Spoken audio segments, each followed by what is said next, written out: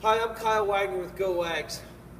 I want to discuss something that many times I discuss with a clinic that I'm running, with lessons that I'm giving. I'll stop and I'll ask the group, I'll simply say, who's the better player?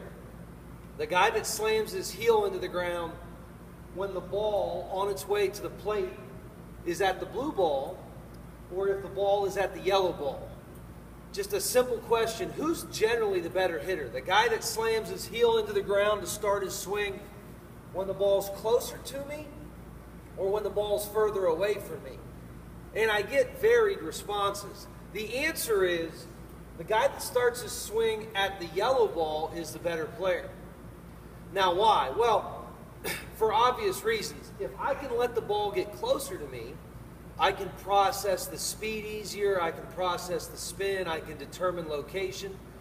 So if I can give myself more time to recognize the pitch, inherently I'll be the better hitter. And that's probably not hard logic to follow. But what we need to discuss is, how can I become the guy that starts a swing at the yellow ball as opposed to the blue ball? Well, the yellow ball, or allowing the ball to get close to me, is a function of two things.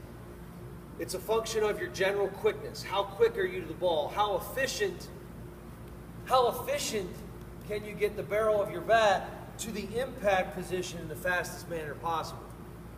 If you can do it quickly, you can start your swing later. If you don't do it quickly, or if you can't do it quickly, you're going to have to start your swing when the ball is further out in its flight to you. So we constantly work on our bat quickness drills. Race to the ball drill is one that we've demonstrated. We do a ball drop drill, which we've demonstrated. We do quick toss drills that we've demonstrated. Quite frankly, maybe the best drills are in a weight room. But the other thing I want to talk about is quickness. Is, in here we've discussed the idea of turning fast constantly. We talk about ankle rolls.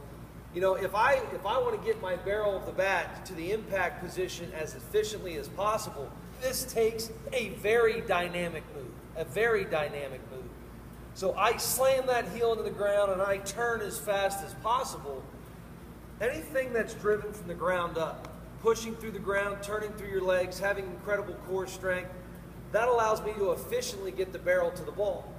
The other thing that we talk about is allowing us to have more degrees through which to rotate. So if I'm really tall and I fire those hips, my hips can only open so much, making this more difficult to get to that ball. But if I slam my heel into the ground with great posture, these hips can open over more degrees, making it easier to get the barrel to the ball. So that's one thing. We're constantly stressing, how can we be quick? And we can be quicker through efficient means, and we can be efficient through more powerful means, applying more force to the ground. The other way that allows us to slam our heel into the ground when the ball's later is our ability to handle a ball deep in the impact position. In other words, if everything I'm doing is trying to get the ball extended, if I'm trying to make contact very far forward, I have to initiate my swing sooner. But if I am inherently quick and I have the ability to handle a ball back in this position, that's the player that will allow that ball to get deeper. That's the player that will ultimately become a better breaking ball hitter. That's the player that ultimately will have a better eye at the plate, the one that can process the pitch longer. So, is this advice for everyone? Absolutely not.